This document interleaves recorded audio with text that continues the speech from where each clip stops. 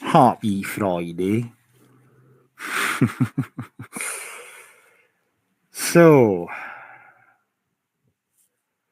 I was sort of half tempted to sort of respond to something that I watched in a video earlier on, but the more I've thought about it, I've decided against it for now. But I might actually come back to it as this video progresses, simply because I was looking for stuff to sort of put tab-wise, so I could respond accordingly. And then I came across something that fucking hell, honestly. And I'll just show it right now, in fairness.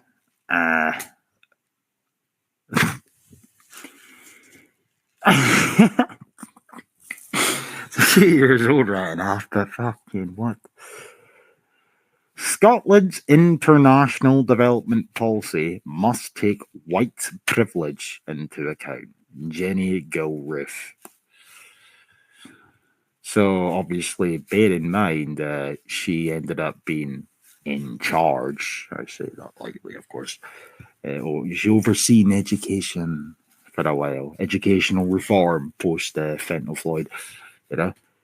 I mean, what the... So this is 2020. Yeah, it's a few years old. Don't get me wrong, but I mean, I'm actually flabbergasted, to quote Willie Rennie, that I never actually came across the article itself at the time. Anyway, let's just go through this briefly, right? This is... Let me go.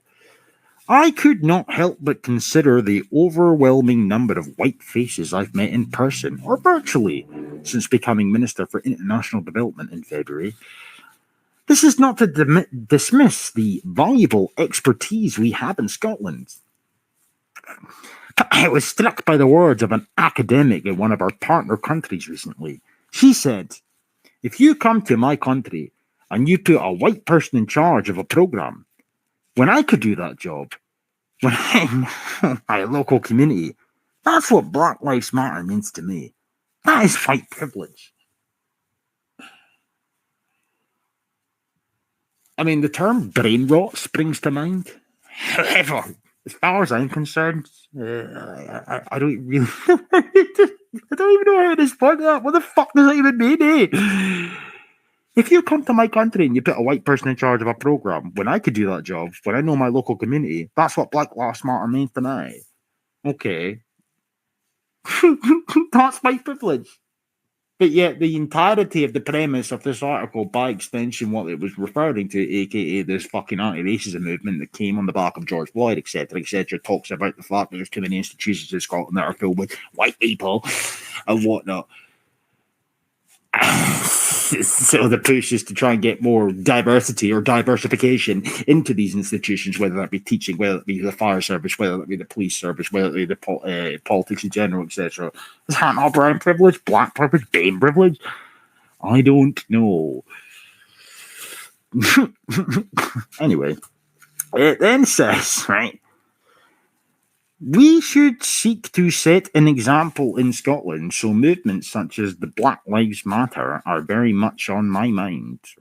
So movements, such as Black Lives Matter are very much on my mind, particularly during Black History Month, as I consider how the government responds to our international development policy. Our ongoing review of our international development programme has also been inspired by another inescapable issue, the COOF. Every single part of the Rainbow Unicorn government's work has been affected by the virus, and that includes international development. As a consequence of such, we have tried to mitigate the effects, including being more flexible with funding where required. We also announced a $2 million fund to contribute COOF efforts. Right, whatever, who cares? Right, honestly, right, let's just get back to the privilege shit. What is it?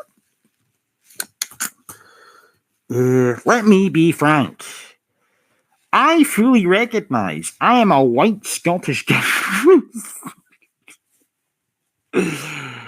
serving in an almost completely white parliament in a country where systemic racism prevents BAMEs from achieving their full potential. Based on what? Based on what? Based on what? As I told Parliament last week, we can't turn the clock back. But we can take responsibility by refreshing our international development policy in Scotland to take account of that historical privilege. This is fucking ridiculous. This isn't America. This is not America. This is Scotland. Right? And you might think, oh, this is 2020, who cares? You know, this is days gone by. No, that's not how it works. That's not how it works, because obviously, as I've said before, we end up with stuff like the Building Racial Literacy Programme, which is allegedly, according to Education Scotland, which is a Scottish Government quango. The National Building Racial Literacy Programme promotes anti-racism as a baseline professional value, empowering educators to identify and implement anti-racist behaviours and processes in their everyday practice. Building racial literacy, critical race theory, shown this time and time again, right? Where did that come from? Where did that come from even? Oh, that's right, George fucking Floyd, right? Okay? There is that. There is that. You know, with the ultimate goal of the critical race theory programme, aka Building Racial Literacy, being to make every educator in Scotland racially literate, effective at dealing with racism, and confident in leading anti-racism, right? So there is that. Okay. Fucking white privilege, man. It really does beg belief. It does. You know, I mean, this is, I didn't want to bring this guy up, but I'm going to do it now anyway, just simply to sort of elaborate on my frustrations, which have sort of indirectly nudged me to make this video. They'll take everything that is beloved about a Star Wars character like Luke Skywalker, who's this young guy and he's full of hope. And, you know, you look at Luke Skywalker in the new ones and he's just this bitter old man. It's like anything that you like, they just want to ruin. And when you realize, like, oh, they're not actually trying to make good versions of my favorite TV series or my favorite movie or my favorite book, when you realize that they're just trying to annoy you, you won't get annoyed about the fact that they keep, you know, race swapping characters or, you know, doing this kind of thing. So I just want to make this video just to sort of break this down, you know, and explain to you guys that there's really no point in getting annoyed about this kind of thing, because that's exactly what they want. That's exactly what they're doing. They're just trying to get you annoyed, and they're just trying to get you to argue with each other, essentially. You can admire optimism for what it's worth. That's the way I look at it anyway, you know. But it's not the first time I've heard that sort of pish before. And let me just sort of take a back step for a second and simply point out, I totally agree as far as like the crap relating to like Netflix, etc., and race swapping. It is done to a certain extent to piss people off. But this idea of divide and conquer and whatnot, or psyops, you know, it's to distract people from what's really going on. I kind of have to push back on that ever so slightly. But you know, people are entitled to believe what they want to believe and whatnot. But you know, if race swapping in shows, etc., was like the only thing that was going on, you know, if it was if this anomaly appeared in a vacuum, then fair enough, I could totally see where you're all coming from. But when you take a step back and look at everything else that's going on, kind of hard to see it from that point of view, I guess. That's what I'm trying to get at here. You know, I have a tendency to watch YouTube, for example, on my TV with Chromecast, right? And what pisses me off about that is you obviously can't use ad blockers. And literally, like, if I'm watching a long video, so like a video is like an hour or whatever, you get this like message that comes up in the top left hand corner. It's like watch this ad in full to get less ads later, or worse that effect. And at every single fucking thing that comes up, it'll be like a mixed race couple.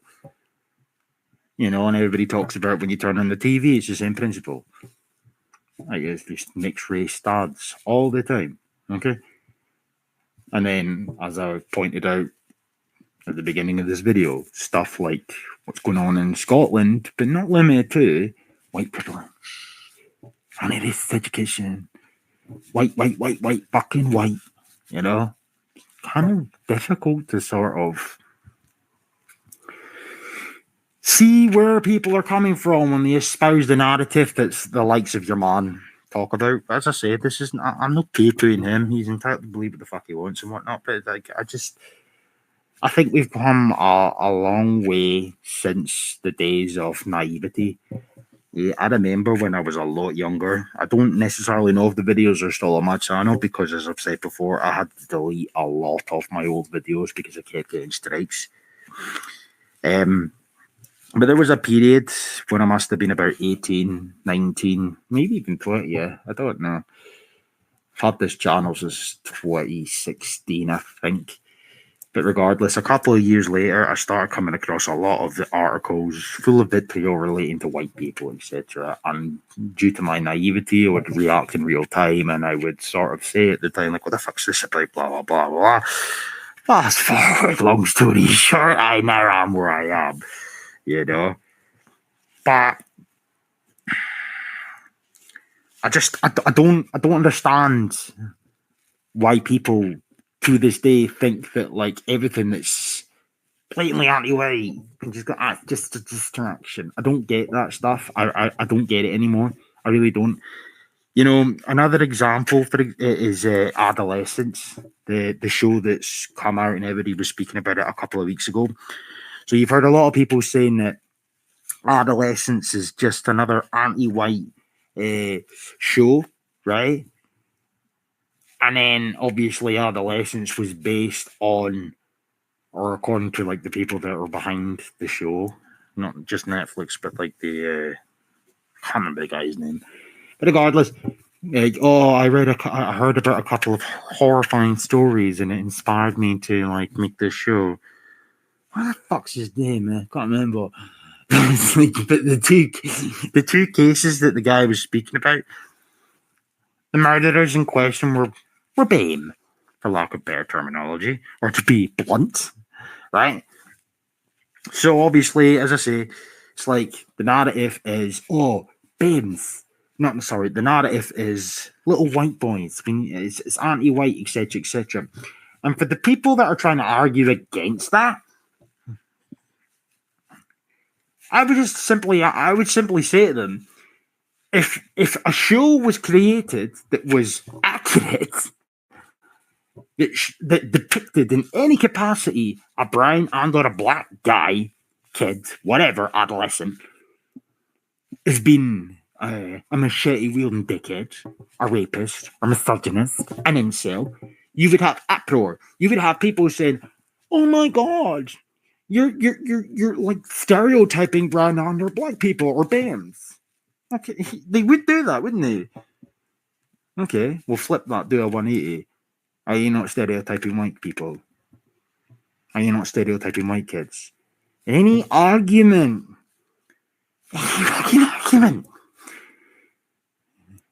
that they have to justify why they never, ever showcase brown, black, BAME people in any negative light whatsoever when it comes to the entertainment industry. Any argument whatsoever can simply be reversed. Hell. But no, I'm sorry. I do not buy the narrative. It's just divide and conquer. I just don't. Distract us from what? If anything, I think it actually does a disservice to what's really going on when you hear this stuff. When you hear people talking about that clip, and as I say, this isn't anything against the guy, right? I'm just saying in general because it's not the first time I've heard it. You're dismissing what's fucking going on here. Distracting us from what?